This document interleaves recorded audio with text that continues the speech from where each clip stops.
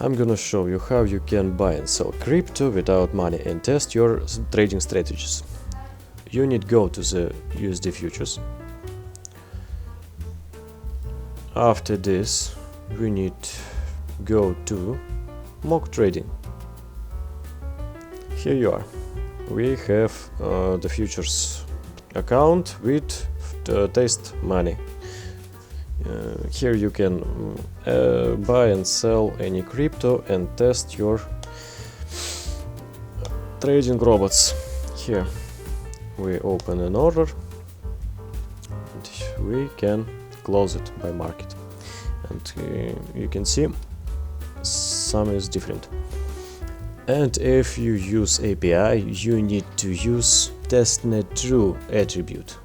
And when you open order, you need to use test true attribute.